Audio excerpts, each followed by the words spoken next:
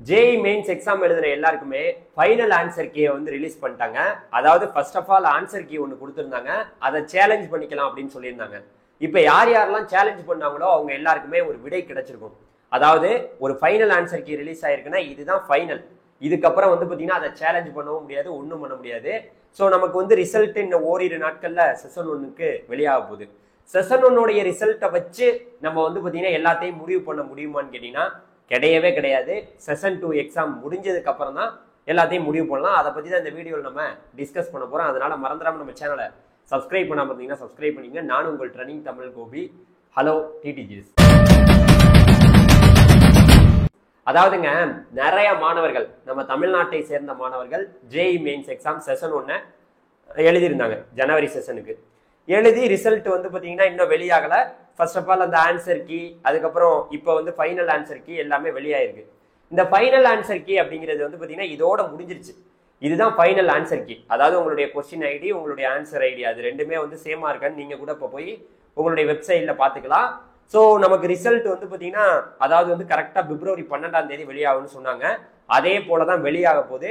அதில் வந்து பார்த்தீங்கன்னா உங்களுடைய பிசிக்ஸ், அதுக்கப்புறம் உங்களுடைய கெமிஸ்ட்ரி, மேக்ஸ், இதுலலாம் எவ்வளோ பர்சன்டேஜ் வந்து பார்த்தீங்கன்னா நீங்கள் எடுத்திருக்கீங்க, ஒட்டு மொத்தமாக உங்களுடைய பர்சன்டேஜ் என்ன அப்படிங்கிறத நீங்கள் பார்க்க முடியும். உங்களுடைய ஸ்கோரை இதை மட்டும்தான் பார்க்கலாம், வேற எதையுமே பார்க்க முடியாது. நீங்கள் முடிவு பண்ண முடியாது நமக்கு என்ஐடி திருச்சியில் சீட்டு கிடைச்சிரும், நமக்கு வந்து பார்த்தீங்கன்னா இந்தியா முழுக்க இருக்கக்கூடிய என்ஐடியில் இந்த என்ஐடியில் கிடைக்கும், இதில் கிடைக்குமா கிடைக்காதா அப்படிங்கிற ஒரு முடிவுக்கு நம்ம வரவே முடியாது.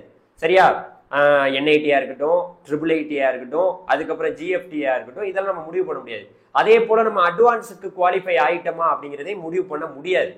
ஏன் சொல்ல வரேன்னா, நமக்கு செஷன் 2ன்னு ஒன்று இருக்கு. அதுக்கு ரிஜிஸ்ட்ரேஷன் வந்து பார்த்தீங்கன்னா வர்ற பிப்ரவரி 25ஆம் தேதியோட க்ளோஸ் ஆக போகுது. நிறைய மாணவர்கள் என்ன நினைக்கிறாங்கன்னா, நம்ம செஷன் 1ல அட்டன் பண்ணிட்டோம், அங்கேயே ஒழுங்கா நம்ம பண்ணல, இன்னமும் நம்ம செஷன் 2ல போய் எழுதணுமா அப்படின்னு நினைக்கிறாங்க. தயவு செய்து அப்படி நினைக்காதீங்க. செஷன் 2ல வந்து பார்த்தீங்கன்னா செஷன் 1 விட அதிகமான மாணவர்கள் எழுத வருவாங்க. ஏன்னா வந்து பார்த்தீங்கன்னா எல்லாருக்குமே போர்டு எக்ஸாம் முடிஞ்சதுக்கு அப்புறம் அவங்க நிறைய ஃப்ரீயா இருப்பாங்க. அதனால கண்டிப்பா செஷன் 2ல லட்சம், இப்பவே வந்து ஒரு கிட்டத்தட்ட 14 லட்சத்துக்கும் மேற்பட்ட 13.5 லட்சம் மாணவர்கள் வந்து எக்ஸாம் எழுதியிருக்காங்க செஷன் 1ல. ஸோ இந்த பக்கம் இப்போ செஷன் 2ல இதை விட கூட தான் இருக்கும். அப்போ செஷன் 2ல வந்து பார்த்தீங்கன்னா போட்டியோ பொறாமையோ கண்டிப்பா நம்ம அட்டன் பண்ணி தான் ஆகணும். ஏன்னா செஷன் 1 இந்த பர்சன்டேஜையும் செஷன் 2 பர்சன்டேஜையும் ரெண்டையுமே கம்பேர் பண்ணி உங்களுக்கு அதாவது ஒரு ரேங்க் கொடுப்பாங்க. அந்த ரேங்கின் அடிப்படையில தான் உங்களுக்கு நம்ம இந்தியா முழுக்க இருக்கக்கூடிய என்ஐடியா இருக்கட்டும், ட்ரிபிள் ஐடியா இருக்கட்டும், ஜிஎஃப்டிஐல உங்களுக்கு சீட்டு வழங்கப்படுது.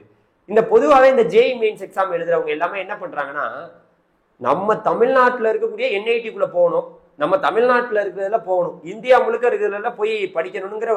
எங்க ஜேஇ மெயின்ஸ் எக்ஸாம் எழுதுறதே நமக்கு எங்கேயோ ஒரு இடத்துல ஏதோ ஒரு என்ஐடியில சீட்டு கிடைக்குமா, ஏதோ ஒரு ட்ரிபிள் ஐடியில சீட்டு கிடைக்குமா. இப்போ இந்த காஞ்சிபுரத்தில் வந்து பார்த்தீங்கன்னா இங்கே ட்ரிபிள் ஐடி ஒன்று இருக்கு. ஸோ இதுக்குள்ள போகணும், இந்த தமிழ்நாட்டுக்குள்ளேயே இருக்கணும்னு நினைக்கிறாங்க. அப்புறம் எதுக்கு இந்த என்ட்ரன்ஸ் எக்ஸாம் எழுதுறாங்கன்னு எனக்கு தெரியல, அதை புரிஞ்சுக்க முடியல.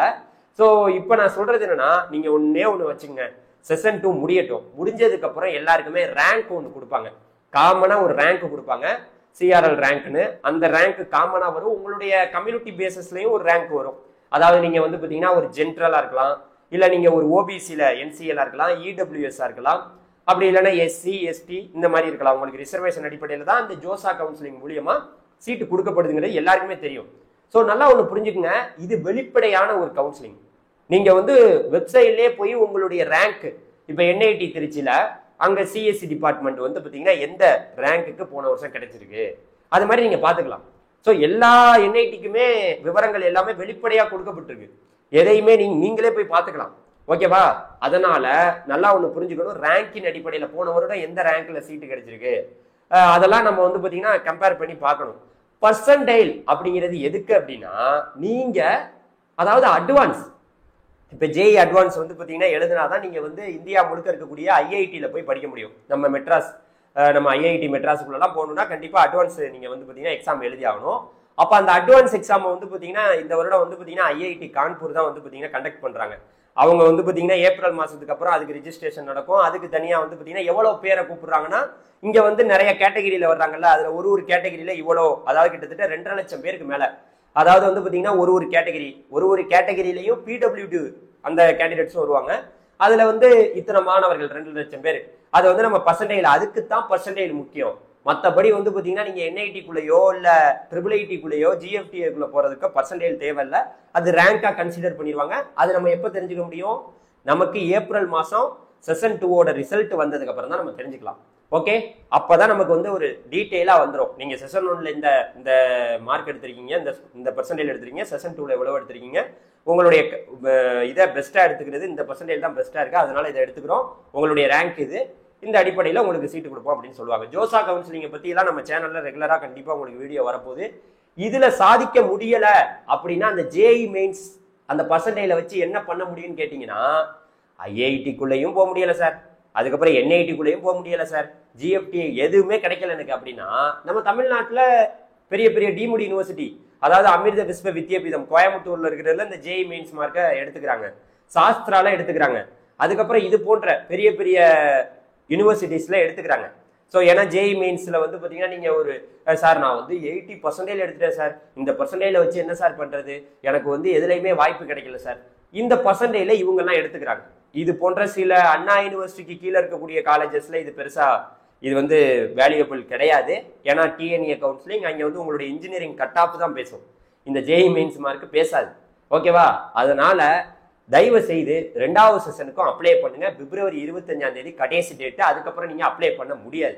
போட்டு பார்ப்போம், என்னவா இருந்தாலும் பார்த்துடலாம், எக்ஸாம் எழுதி பார்ப்போம், நம்மளால ஸ்கோர் பண்ண முடியுதான்னு பார்ப்போம். அப்படி இல்லைன்னா அடுத்த ஆப்ஷன்ஸ் நிறைய இருக்குன்னு நம்ம சேனல்லே அது சம்பந்தப்பட்ட வீடியோக்கெல்லாம் உங்களுக்கு வந்துகிட்டே இருக்கு. ஸோ இந்த அப்டேட்டை சொல்றதுக்காக தான் இந்த வீடியோ. ரிசல்ட் வரையில இன்னும் தெளிவா யாரெல்லாம் இப்பவே உங்களுக்கு ஸ்கோர் என்னன்னு தெரிஞ்சிருக்கும், பர்சன்டேஜ் வந்து பார்த்தீங்கன்னா ரிசல்ட் வரையில நீங்க தெளிவா தெரிஞ்சுக்கலாம். ஸோ மறந்துடாம செஷன் 2க்கு நீங்க அப்ளை பண்ணுங்கன்னு சொல்லிட்டு இந்த வீடியோ முடிச்சுக்கிறேன். Thank you, bye bye, TD.